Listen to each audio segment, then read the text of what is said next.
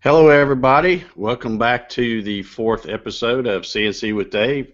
Tonight we've got a really good show for you. We've got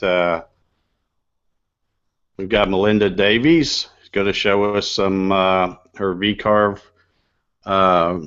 Photo-VCarve work, I guess it is, and maybe some VCarve work as well. I don't really know what she's going to show us, but anyway, I'm looking forward to that.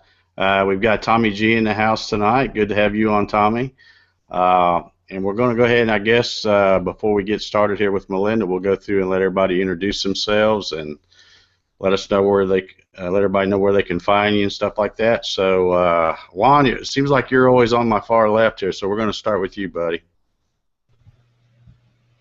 All right. Hello, my name is Juan C. Lopez. I'm from Dallas, Texas. You can find me on YouTube, Facebook, and Instagram under G-Code 1 Design.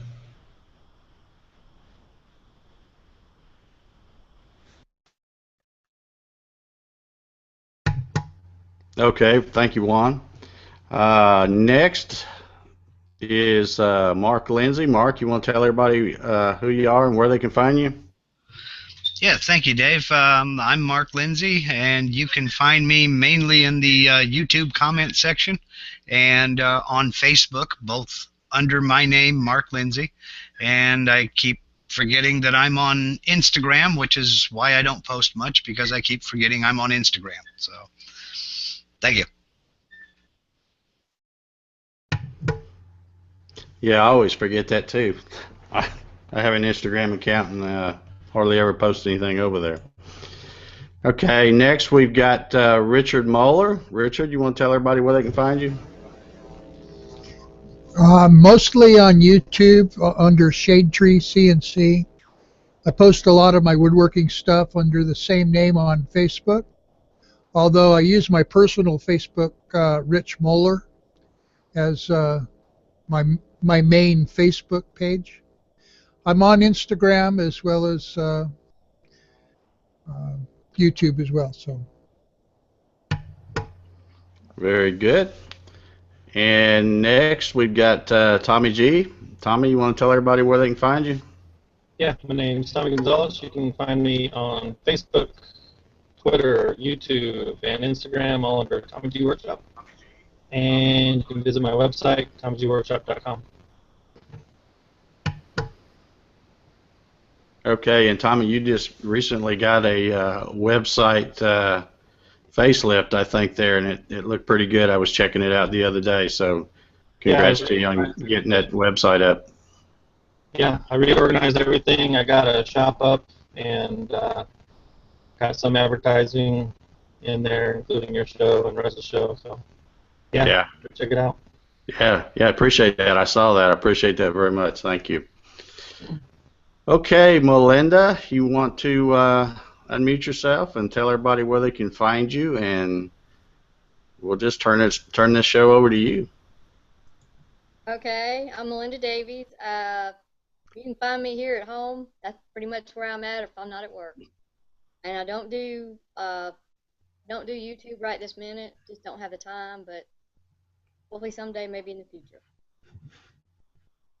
Tonight, I'm going to let you guys ask what you want to see. I've got plenty of photos. I was going to do a quick run-through of some of the simple stuff I did when I first started out. And, of course, I know everybody wants to see the photographs, which I've got some of that. And I even have the lithographs, so y'all can let me know. And I've even got some finishing techniques if you're interested. So y'all kind of let me know what you want to know. I'm going to start with a quick little run-through of some photos, okay? Okay, go ahead. I'm going to do a screen share so you can actually see. Okay, can you see it, Dave? Yeah. Well, I mean, I see the. There you go. Now we're seeing your desktop. There you go. This is some of the stuff I've done. That's a beer bottle opener, and there's the underneath side of it. All these projects were done on the CNC. This is a birth announcement block. I've done a couple of those. They're very popular, and they're carved on all four sides with the photograph on top. There's another one. Of course, I give everything away, so I don't have a lot of this stuff at my house. The business card holder. We did that last weekend on the CNC. So it hadn't even been finished yet. That's actually a candle holder base, and it'll look more like what it is now. I've made quite a lot of those, real popular. And of course, those aren't finished yet. Yeah, and if I can interrupt here just for a second, Melinda, go back to that last. There you go. Melinda has a really cool design on a little gadget that cuts those wine bottles. Hopefully, she can share that with us sometime. That's not really CNC related, but it's really cool. She gets a good clean cut with that thing, as you can see. Oh, I've had real good success with it, and that's some of my early work. I've gotten better. Handle for the grill. I just thought that was cute. A K-cup holder. So simple. That's just a rough piece of plywood. I made a sign, and I don't know if you guys do this or not, but very often, especially if I'm using good wood, I cut a test cut. This is the test cut. And there's a sign that I gave away. I donated that to a church. Some blocks that I made those on the CNC.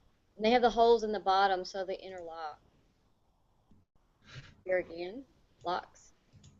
Everybody back in 2012 that had a CNC did the Mayan calendar. And there's one. Christmas ornaments, I do a design every year and give 25 or 30 away. That one's done. They're all done on the CNC. It's just the easiest way to do it.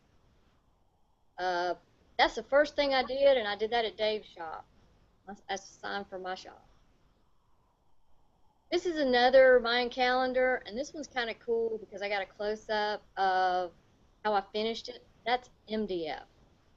I know y'all had asked, a lot of people were talking a week or 2 weeks ago about finishing, and I've got a technique that I use that, that looks amazing, and that's probably $2 worth of MDF, if that. It turns out really cool. Let's see. Paradise boxes, I've done quite a few of those. That's the first test cut on MDF. Went on cherry, mahogany, always personalized on the inside. The giver loves that. This is a game board. A lot of people do this by using 2 different types of wood, cutting the holes in it, putting them together. This is all done on one piece with the CNC. And there's the rest of the game. This is a cool little box, completely done on the CNC.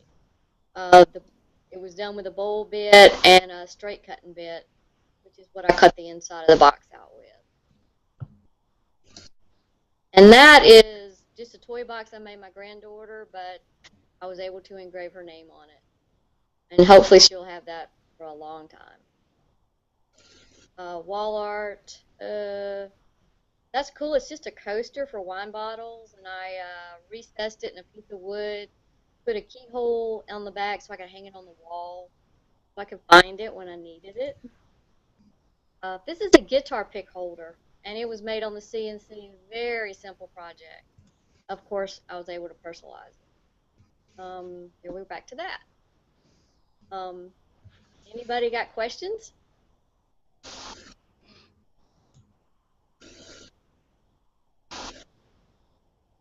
Well, I have a question for you, Melinda. Okay. Of course, you've showed us a whole bunch of different things there, but where do you get your ideas for those things? I mean, is it stuff you see on Pinterest, or just stuff you think of on your own, or where do you get your ideas for that kind of stuff? Well, the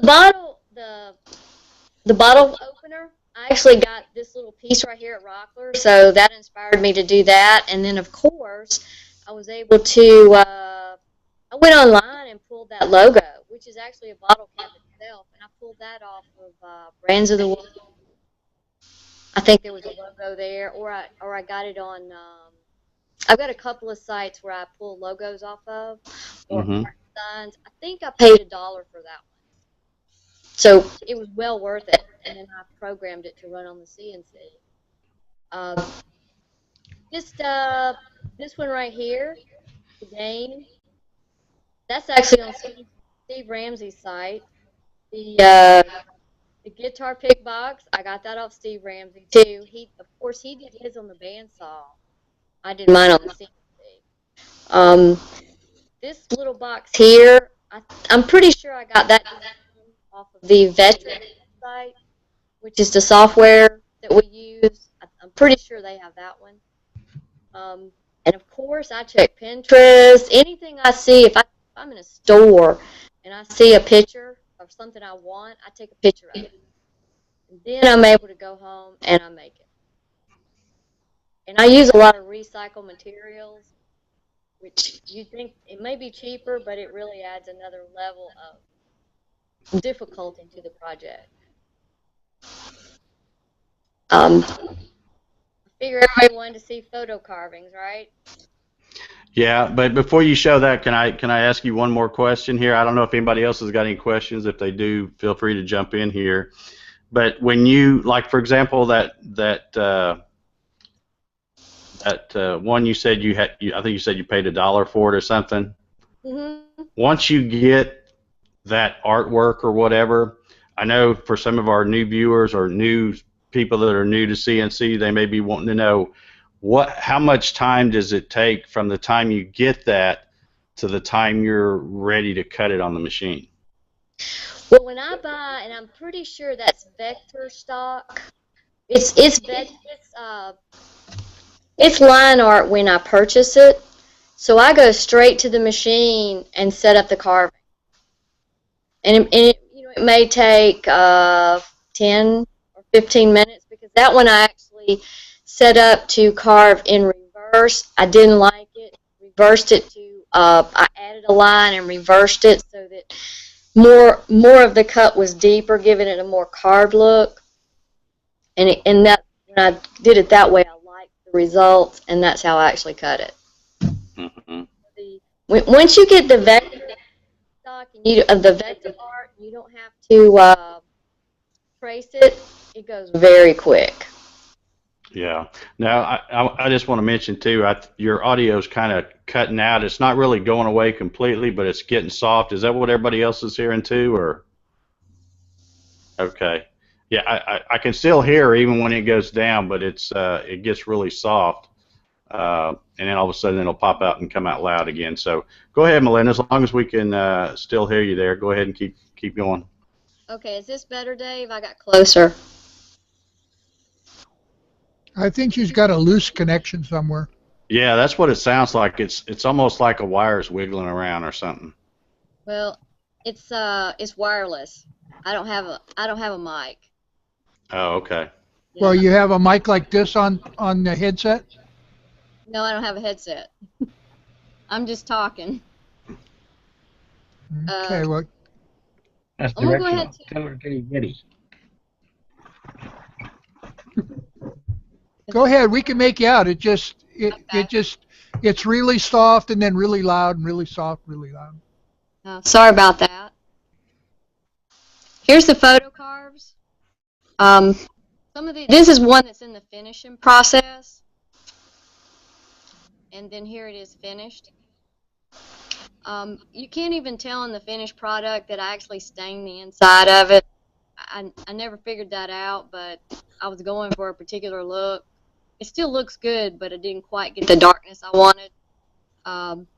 Most of these are done on maple, unless I tell you otherwise. That's my go-to wood. And you have to find something that's not too figured, because you definitely don't want a lot of figuring in somebody's face, because it doesn't look like a photo. This one is a piece of alder. It's the same photo, but it turns out completely different on a different type of wood. Of course, that's the same one, a little different photograph. This one's maple, a photograph I restored. It's from 1932, and I was able to cut it on the CNC. Same photo, but I added some lettering to it. Picture of my dad. That's actually Dave's daughter. Yeah, it is.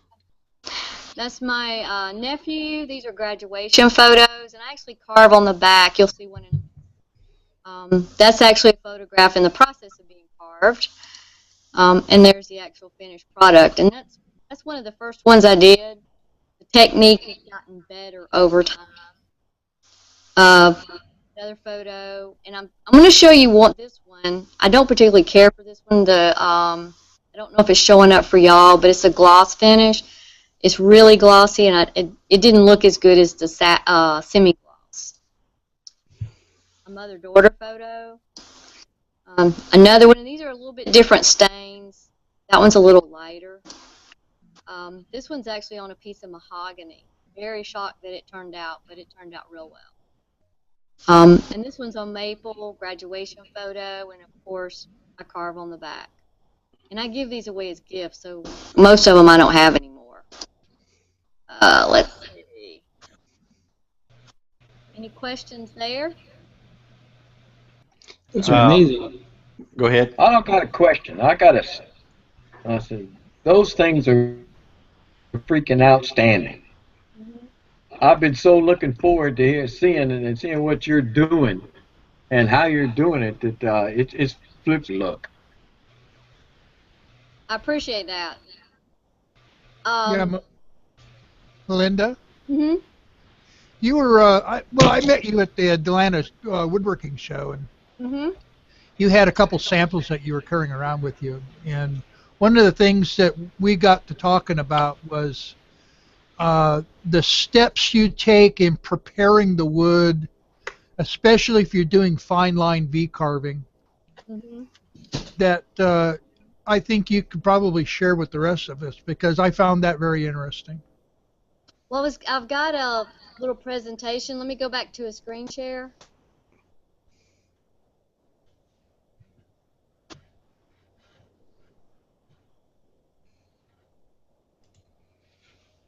This is the finishing process for the photo carving. Of course, this is a picture of it during the process of carving, and it actually looks just like that. This one's on, that actually may be the, I've cut that photo twice, and I think that's on actually the pine. Both of those probably are. This is that particular piece of wood after it's cut. This is the actual mahogany right after it's cut, and I had done a light sanding on it. So that's just the wood sanded. And then this is when I start to build up the finish, and I used a gel stain. And after I stain it, I take a cloth and wrap it around my finger and put mineral spirits on it.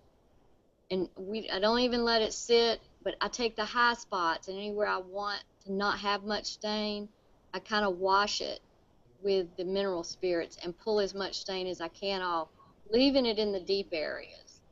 Hey, Melinda, if I could interrupt for just a second, I glanced over there at the YouTube chat, and I see we have a question. Somebody, and I thought since you're showing that one in particular, we just use that as an example. They're wanting to know what the machine time is for something like that.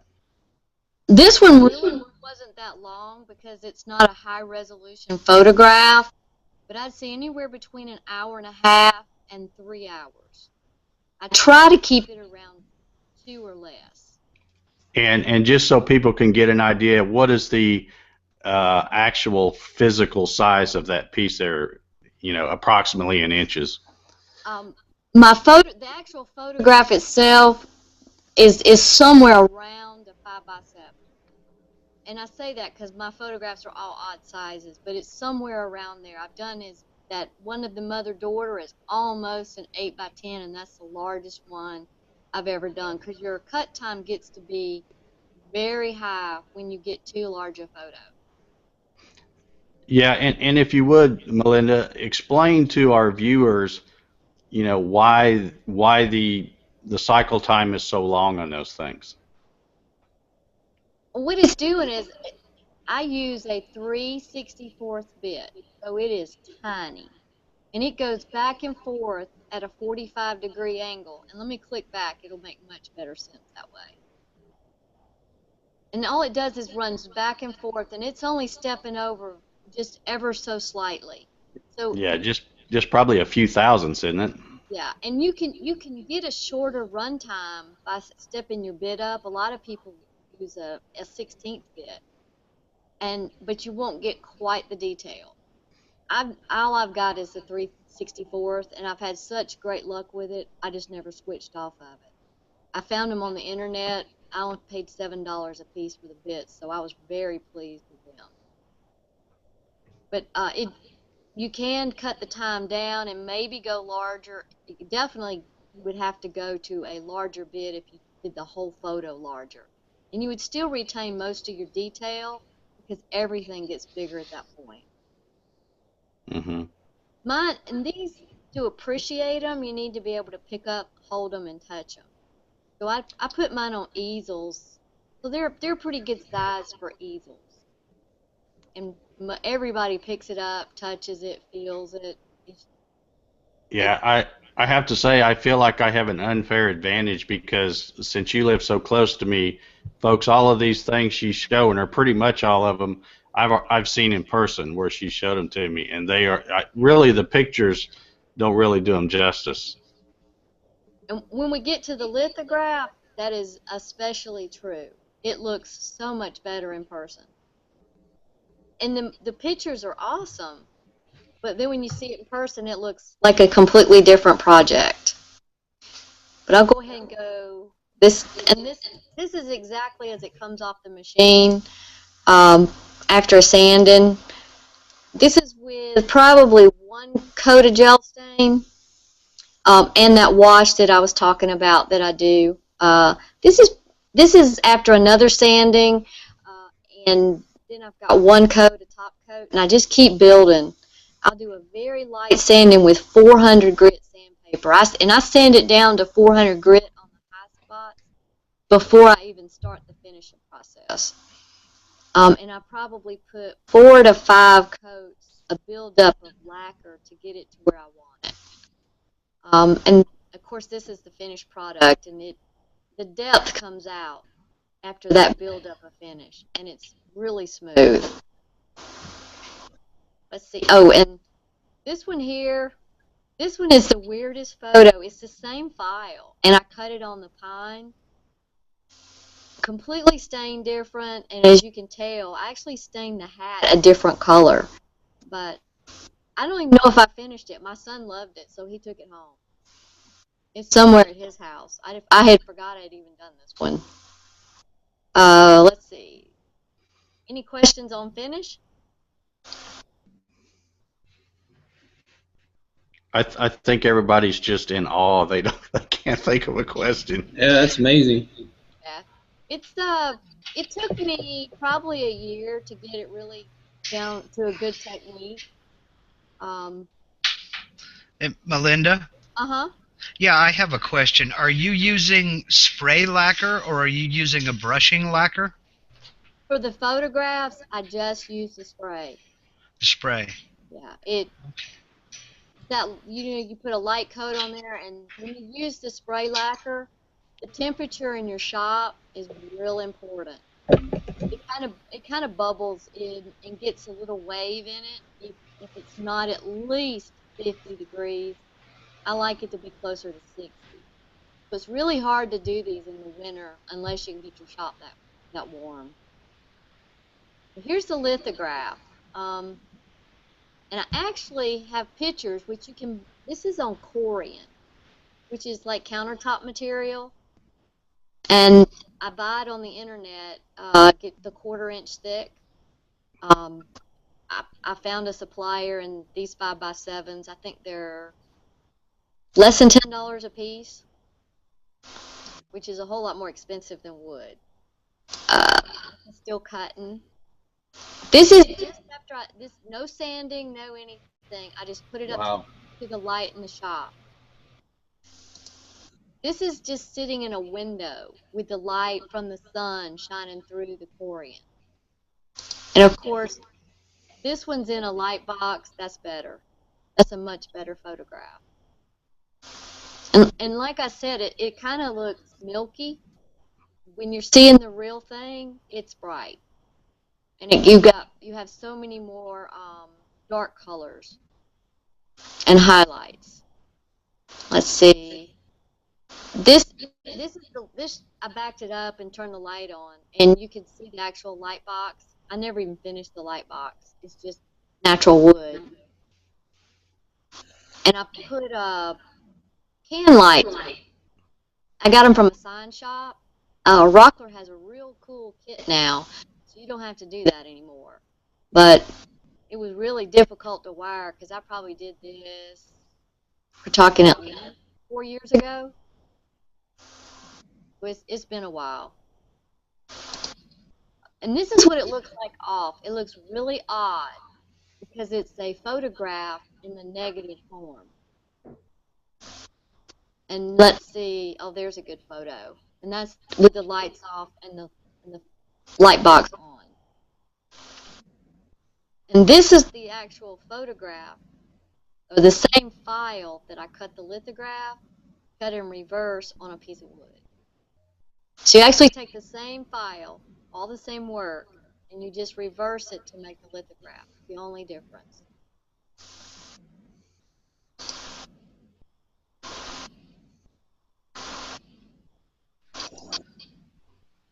And let's see. I'm going to go back. I have a question about the lithophane. Okay. Do you find that a brighter light works better than, say, candlelight when you're backlighting those? I would say most definitely. Okay. I mean, that's why I showed you with it just with the fluorescent light and my shop light behind it. And then it looks really good in a window, kind of like a, I don't know what you call those little sun catcher things. Right. It kind of looks good there, but when you put it in the light box, it really comes to life. It really and it does need a pretty bright light source then. Not too bright. Those are LEDs. Okay. Okay. The little kit that Rockler makes is LEDs too, and I'm pretty sure I put them. I can't remember whether I put it around the sides or actually on the back. I think I put it around the sides. Okay. Yeah, so it would not be straight on or you get light spots. Right. Yeah, it would light up the box. And Rockler's kit is pretty cool because I had to buy something to step the power down. I had to buy a plug, a switch, and it ended up costing $50 for the wiring. But Rockler's little kit has the switch and everything in it, and I think it's $35. Okay. Okay. Really, and then you go to one place and buy it, you're done. Okay. It was pretty good. Thank you. You're welcome. Now, Melinda, I got another question. I saw somebody ask me, I think they asked me on Facebook, and I didn't answer them because I was waiting for, you would be the person to ask about this. But they were asking what are good materials to use for that type of work. Corian obviously is one, and what are some other materials that are good for that? I actually tried to use some plastic that I got, and there are different types of acrylic that you can get, but the plastic that I got, either the speed I was running my router at, which I can't change, or the fact I've got such a small bit, it melted. So I kind of think I would need a plastic that doesn't have as low a melting point as this one did. So, but there are different acrylics you can use. The Corian looks so awesome that I kind of stuck with that. As far as there's just the photographs on wood, alder's a good wood. I had real good luck with the mahogany, but by far maple does the best. And you have to look for some that's not figured, really clear, not too much going on, hard maple. And it works great. And I noticed, I think it was pretty much on all of them, when you're using the maple or maybe any wood for that matter, do you always keep the grain vertically? For the most part. It kind of, to me, that kind of fits better with faces, because they're all faces. And I just don't know how horizontal lines would look on a face. Vertical lines kind of blend a little better. I don't think I've ever done one, with the exception of the mahogany. I kind of think the grain went the other way on that one. But for the most part, I do them portrait and not landscape. Mm-hmm. Yeah, and I try to always go with running the grain so that I get the highest, I get the largest picture on a single piece of wood. Because if you were to glue up two pieces, it really shows in a photograph. Just because it's such a close-up. You see where you glue the two pieces together.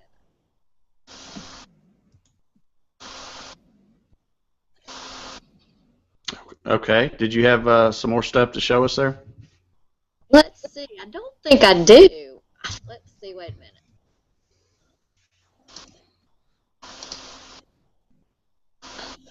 I actually got through that pretty quick. Finishing process. Oh. This is kind of cool because this shows the entire process for doing the PhotoVCarve. This is just a picture I started with. Of course, you know, there's junk in the background, and it's not really a spectacular photograph, but you can make it artistic, and I zoomed in on just the face and cut out the rest of the photograph. And this is how simple this is. This is the easiest software I've ever worked with. This is exactly what the screenshot looks like. You go in and you set your material size. You set that you want your Z to be in the middle of the project, how thick your material is, that you want to work in inches, and you go to the next screen. You actually tell it what your cutting parameters are, you know, how what your line space, and I got mine set at 10%. My angle, you can change that as far as the angle that the bit runs, the path that it takes. You can even do a crosshatch, but it takes way long. It takes a long time to cut it that way. And right here is where you would invert the light in the dark areas for that negative effect to do the lithograph. You get everything set up, go to the next screen, and then you tell it, let me see what it's going to look like. And there's the preview. You can tell it over here. That's, of course, I had set that one up on MDF, and that's what it would look like there. Of course, then you go to your next screen. Well, that's the finished, a close-up of the preview. And the finished product. Then you would, after here, you would go to your next screen and tell it to save your G code, and you're done. You go cut your photograph. So it's probably the simplest software to use that I've ever seen. I've worked with quite a few programs. Yeah, and not just simple, but it's pretty inexpensive too. I think it's somebody correct me if I'm wrong. Isn't it about $150? Yeah, it's right at $150. I've got it myself. Melinda, do you find that a black and white photo works better than a color photo, or does it really matter? I haven't seen that it mattered at all. Okay. I think what happens is that it does it for you. It converts it. I think it converts it to because all it's doing is light and dark. So in the process, it probably converts it for you. So, but the software does so much of the work. There's not much computer work for you to do. Probably the hardest part of doing the photo carving is finishing it. Once you get the finish down, I mean, and even the first couple of ones I did that weren't great, I got rave reviews on them. They don't look as good now. They looked great in the beginning. I even did some with V-carving, with a V-bit. And there's quite a few of those online too. I didn't show you any of those because they're not near as nice anymore. You can tell who they are, but they're just not as pretty photographs. Okay, I just put over there in the YouTube chat my phone number if anybody wants to text me questions, and it's really easier for me to take questions that way than to try to watch the chat because the thing's scrolling so fast. And I know I saw somebody, I think it was Jim Bashir, was asking me something, but I didn't get it all before it scrolled up. So Jim, if you want to text that question to me, or anybody else, if they've got any questions for Melinda, she's as promised, she's got a lot of cool stuff to show here. What size, what kind of bit did you normally use? You said a 364. What kind of bit is it? I just bought it on the internet. I don't even remember what brand it was, and I could only find one. I actually watched a video of a guy that had done some of these, and he had a link right to the bits, and I just linked right over there and picked it up. The only ones I could find. Like I said, And they were about $7 a piece. and this is it's a little ball nose, right? Mm-hmm. Now I Oh, have it's a ball nose. Okay. Yeah. because it's kind of made for a like a little rotary tool, like a Dremel. You do have to buy a I'm trying to think what you called it. It's a kind of a little stepper thing because you can't put an 1/8" bit in our router, or you can't in mine. Collar. Right. Yeah, so I had to find another little collar, and it kind of fits on there almost like a drill chuck. And I screw it into that, and then that whole thing takes it to the 1/4 inch, so I can put it in my router. But it's really Okay. meant for a Dremel, so it's a really small bit. So you would say buy as many as you can find? Let me tell you what, I bought 2 because I figured I would break one. I have never broke the first one. I've only used the one bit. The other one's still new. So I was kind of shocked. That was 4 years ago. That's amazing, because if I get a bit that small, I can look at it and break it just about. I only use it for photo carving. That's all I use it. Okay, Melinda, I've got a text here from Robert Evans, and he wants to know if you have carved any thin metals like copper or brass or anything. I've not. I really want to. I really want to work with some aluminum. I think that aluminum or brass, either one. But I've seen some photo carving on aluminum. I'd love to do some. That's a good thing to try, but I've not tried it. Okay. Juan, I've seen you sitting over there shaking your head a bunch of times. Does that mean the wheels are turning? Are you getting ideas for projects? Or Yeah, I'm just soaking in all the information. I did have a question though. As far as the depth on the software, does it set it for you, or do you have to? I'm sure you can manually put it in, but does it all automatically set it for you? It's got a little toggle thing in there, and of course, it's going to have to run back and forth more times. You may have to run back and forth more times, so it would increase your cut time. But there's a little wiggle room in the depth. It's not a lot. You really, if you want to cut much deeper than an 1/8, I don't even know if you can go to a 1/4 of an inch. If you're gonna go any deeper than that, you need to get a spire. Really start some 3D carving. What's the normal depth that you do your pictures at? I'd have to go back and look at it real quick. If anybody's interested, get with Dave, and I can get him. I've got to zoom in of everything, and I want to pull up a better one. Because I realized when I pulled the one up that I did the screenshot on, because I have a new computer, it didn't populate all my old cut specs. So I would like to get what I actually cut it on, which is in the shop. So when That'd be great. we can email that out. That'd be great. Anybody that wanted it. And I found mine on the internet, and I have tweaked it some. I don't play with it a lot, but I have tweaked it some Cool. to see what I can do with it. I did try to get a little more detail one time, and all I did was increase the cut time. It really didn't get much detail. So. But that's pretty much with your line spacing. All right. Also, the MDF finish, if you don't mind giving that little trick away, that looked really good. It really is kind of cool. MDF, has anybody tried to finish it before? You know how it soaks up the stain?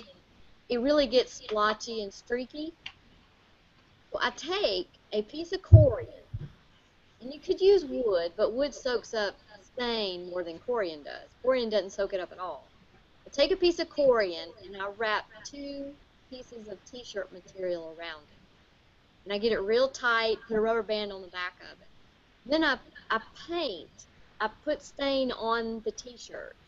Let it soak it in. It cannot be dripping. It can't be it can't be a high amount of stain. It's got to be a little bit. Enough that you can rub it, and I actually rub it on there. And I build up the finish to what I want, and it kind of gives it a depth. I'll go back and show you that picture. It's kind of cool. Yeah, it had like a rustic look. It looked really cool. It really turns out awesome. Let me arrow that down. I think it was actually in this one. So it's the stain and the clear coat fitting. I mean, coatings that you put on there really. Yeah, when you look at this, it kind of, I don't know what it really looks like. It doesn't really look like wood, but you can tell that it's not a solid color. I actually, when I rub that on there and I'll let it sit and dry, but if you look real close, I'm going to use my mouse so y'all can see me. See over here, how it kind of gets dark as it starts to go down into the cut part a little bit. Right. Which kind of brings out some highlight. And this particular one, I actually brushed on lacquer so it would get down in the cracks. Spray on lacquer, the MDF soaks it up too much. But I've had real good success finishing MDF. And as you know, it's a really good wood to learn on. It cuts good, it doesn't tear your bits up. It does have a lot of powder in the shop. Right. But you can't beat it for cutting test files just to make sure you got it right. A lot of times I finish them, and hey, I like the MDF as well as I do the wood. But for the Mayan calendars and something with this much detail, and there's no sanding here. If you were to cut this on oak, Dave will tell you how much sanding you have to do. Yeah, oak is not a good choice for one of those. No. I can tell you. But there's no sanding with this to get that. And it's only 22 inches round, and it takes, what is that about? It's over 2 hours to cut, isn't it, Dave? It's got a long cut time on it. I'm definitely trying that. Yes, and I don't know if you remember, I guess back in the 70s and 80s, I'm going to go back and turn this off. Here we go. Back in the 70s and 80s, you ever go to a festival and they're making like the house signs, you know, the Porters or the Gattons or whatever. They have the names on there. And the man would take like a pad and run it across there and only stain the high area and not the low area. That's what kind of sparked.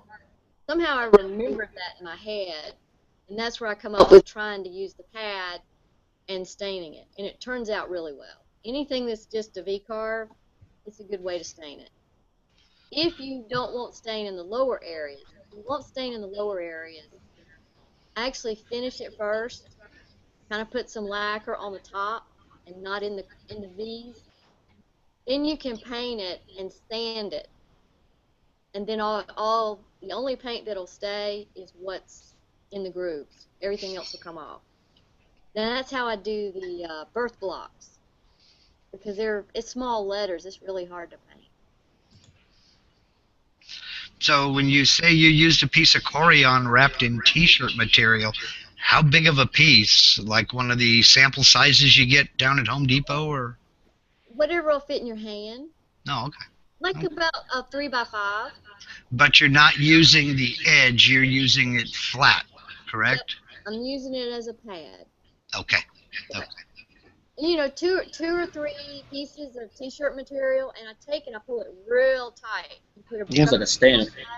And I hold the rubber band and the pieces on the back and just rub it. As Juan said, almost like a stamp. Then. Yep. You don't push too hard, or it'll run in the cracks, and you don't want that. Okay. Awesome. It's MDF, so you can afford to test it out. Yeah, I've got a 2-foot by 4-foot sheet out there that I don't know what the heck I'm going to do with, but now I do. Oh yeah. When I go to the lumber yard, MDF is real cheap, and they'll cut it up for you. So if you can go ahead and get it cut in like 2x4 or 4x4 pieces. Shoot, man, you can. I use it for backer boards, all kinds of stuff. That's one thing about Lowe's and Home Depot both. 2 cuts free. Yep. That's what'll fit in the car. Otherwise, you gotta take the truck. That's right. Yeah. And I can't pick up a piece of MDF by myself. That's a heavy piece of material.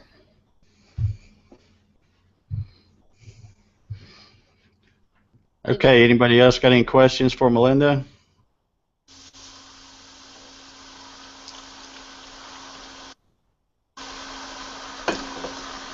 Melinda, Okay. Have you ever tried actually putting a finish on a board before you cut it?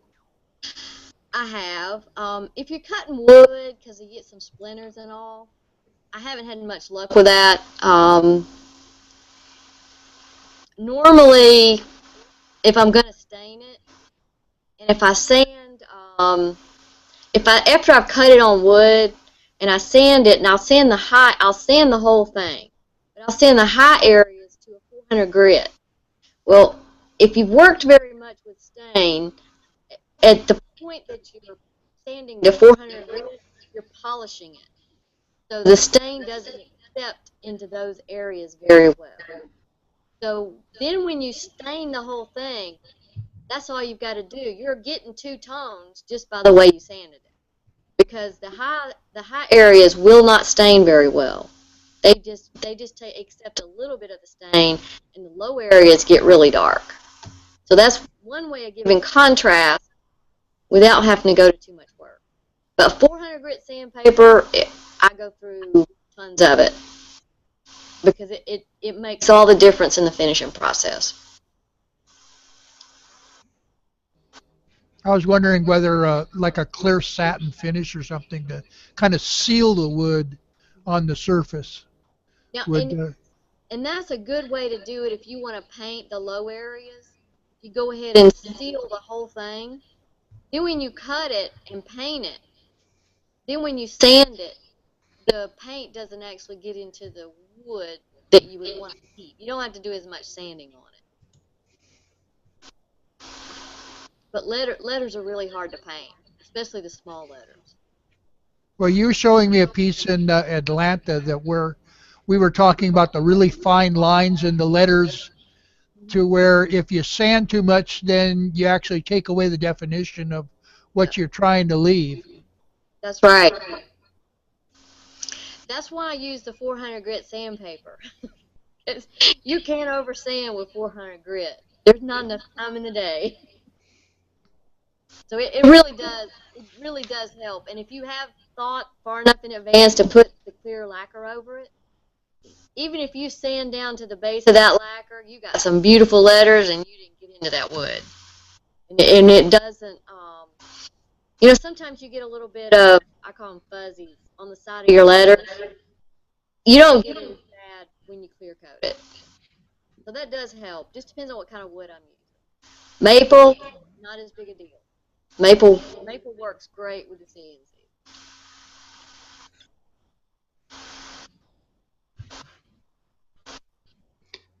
Okay, we had over in the chat, I caught the tail end of a question. I'm not sure I understand it. Jim Bashirs, you were asking what speed?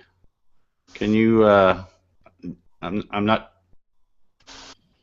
not sure what that question was about. Maybe I'll pop it back on here in a sec. He may be wanting to know the speed of the router, and you can answer that better than I do. I just use the 690, so there are no speeds on it. Oh, you're talking about the RPM of the router? Yeah, let me check back, see if that's what he was talking about. I'll see him back on here now. When it comes to the photo carving.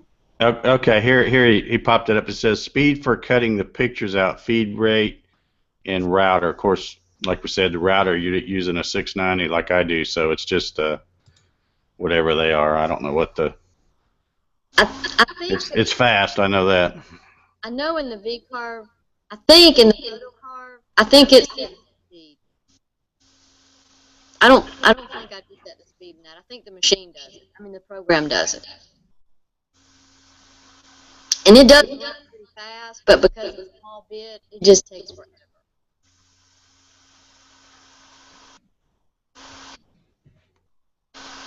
Yeah, Model 690 runs at 27,000. Yeah, that's what I was thinking. It's pretty fast. I don't know what the for sure what it was, but it's one speed on the 690.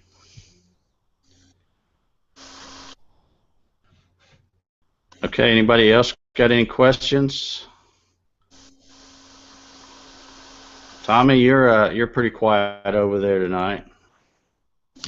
I'm just taking it all in. Now, let me ask you, Tommy. I know you've got an X car. Are you using the easel and all that stuff with yours, or you use VCarve Pro, don't you? Yeah, I use VCarve Pro. I can't stand easel, so. Okay. So I mean, you would be able to use the Photo-VCarve as well then. Yeah, I've played around with the trial version, and I haven't quite got it dialed in yet, but I played around with it a little bit. Yeah. Yeah, well, like I said, it's a I think it's a bargain for what you can do with it for 150 bucks. And Melinda's proof of that. She's made so many great looking things with hers that it's a good deal for the money. They're putting up looks really interesting. Okay, you're breaking up a little bit there, Russ. I wouldn't doubt it. Bad weather. Oh, okay.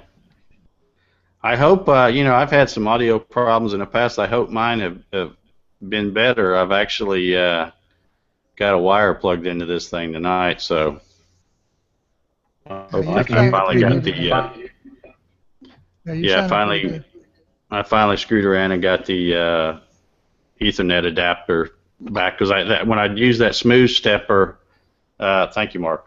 I've been using that smooth stepper, and I changed the settings, and then I couldn't get them back right to make the Ethernet adapter. But it was really simple. It was just something stupid I was doing. I finally got it working, so hopefully that'll be the end of the audio problems. Okay, I got a question. I got a question for Tommy G. Okay. Because I believe you're the only one in the group here that's using an X-Carve. Yep. So, I guess, are you using a universal G-code sender to run the software from VCarve Pro? Yeah, I'm using the 7th version of Universal G-code sender. I heard anything later than that is problematic. So I'm using a little bit older version, and it hasn't given me too much problems until you get to the really, really large files. And then once in a while it'll act up funny. So. Yeah, I was just curious that everyone else here, I think, is running Mach 3. Yeah. Yeah. And that brings up a good point, too, because, we're getting close to time here. And I thought I'd go ahead and let everybody know what next week's show is going to be about. My buddy Juan there on the end is going to be the spotlight next week, and he's going to be talking about Mach 3 settings. That's probably one of the #1 bunch of questions I get is about, how do I set this up? How do I determine the steps per unit and all that stuff? And Juan's gonna let us know all that stuff next week. So, but also, Tommy, I wanted to mention to you, I'd like to have you on a show later on. When you get all the stuff covered up of your X-Carve, because I think you said you had it piled up last time I talked to you. But yeah. Bunch of stuff piled around my X-Carve, and I still have to do quite a few upgrades. And once I get everything, the video and everything set up out there, I'll let you know. Okay, good. Because I know there's a ton of X-Carves out there, and I'd like for to kind of show how you're doing things, especially since you're not using the easel and stuff like that, and show people with an X-Carve that there is hope. You can make that thing a good machine. So like to have you on sometime. Just let me know when you get set up for that. Be glad to have you on. Okay, anybody got any more questions before we wrap it up here? Well, I don't have a question, but I have a suggestion. And I know time is a problem when doing things like this, but it'd be nice if Melinda got a YouTube channel, because she has a lot of information and a lot of cool stuff. So that'd be... Yeah. Well, I was just thinking as she was presenting all this stuff, there's no telling how many people that were watching on YouTube and are trying to go find her channel, because they're seeing all this cool stuff and they're like, oh, I'm going to go subscribe to her and find her channel, but she'll get on there one day, I'm sure. I think, Dave, you just need to go over there and record her and start it for her. Yeah, I was going to say, she's got a mentor about a half hour away from her. She could second that.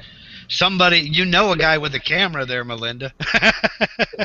Yeah. Well, if any of you guys watching, if you haven't seen, I did do a video, it's probably been over a year ago, I think now, where I did a tour of her shop, and we also showed a lot of the same, the Photo-VCarves and the Lithophanes and stuff like that. So, if you haven't seen that video, you can check it out, because she's got a fantastic shop. I'm really envious of her shop, and Melinda's just an awesome woodworker. No other way to say it. So she's very modest and humble, but she does great work. Not just what she's shown tonight, but anything she makes is really good. So I know I'm not the only one that's looking forward to her having a YouTube channel. So hopefully she'll get one someday. Okay, anybody else got anything? I think, yeah, we already talked about Juan's going to tell us everything he knows about Mach 3 next week. I'm going to try. And we did have a question. I did get a text. I haven't said anything about it. Let me see if I can go ahead and read it here, because it wasn't really related to what we were talking about tonight, but I'll go ahead and say the question if anybody wants to jump in.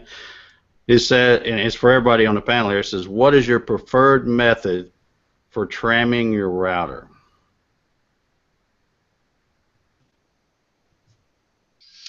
That's one of the videos that I'm going to do down the road. I've got an El Cheapo way of doing it with a piece of bent wire and my touch plate. If you have a dial indicator, by all means use it. I don't have one. I use an El Cheapo method, just kind of adjusting, and I'm shooting a video. Yeah, I know the method you're talking about, and even though it's just an old bent wire, it works. It does. So, and that's the main thing. But yeah, we'll maybe get on that in a future show, and also Juan, one of the things I'd like for you to show, and not just because it's a GarageWorks CNC machine either, but how you dialed the thing in, because I know I saw I think in one of your videos you were showing your dial indicator and stuff like that. So I'm just curious myself to see what steps you took to get that thing dialed in. And I can tell from the work you must have it dialed in pretty good. Well, honestly, I didn't do much. I don't know if I got lucky or what, but I checked it. I ran the dial indicator through it, and wasn't much that it was off of. And whatever work I do, I just face it off, or I face off my my bottom plate, and just go on. Okay, yeah, all right. Well, I guess I'm gonna have to send you another check then this week. Private joke, folks. Anyway, I want to thank Melinda for taking the time to put all that stuff together, and I'm sure there's a lot of people like myself that's just blown away with that work you do. It's amazing what you can do with a piece of wood in a photograph. And like I said, you're the best one I've ever seen at it, so that's why I wanted to have you on here. So thank you for being on. I guess, yeah, it's right at 10 o'clock. I guess we'll wrap it up. Y'all come back next week, and like I said, we're going to have Juan on here talking about the Mach 3 settings. We got some other cool shows coming up in the future, so hope y'all will keep coming back. And I guess that's going to do it. Anybody else got anything they need to say before we sign off here? Don't forget the thumbs up down below, right about down there somewhere. Leave us a thumbs up, but only if you like us. Yeah. That's a good point. I always forget that, Mark. I'm glad you always bring that up. Like and subscribe on your way out, folks.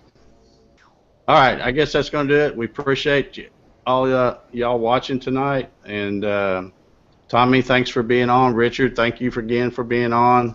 Mark, as always, thank you for being on. And Juan, we'll see you next week. Do your homework. Get ready for a good show next week. Melinda, thanks again. Thank you so much for being on. And we'll. Dave. What's that? I said thanks for having me. Oh, anytime. You can be a panel member anytime. Thank you.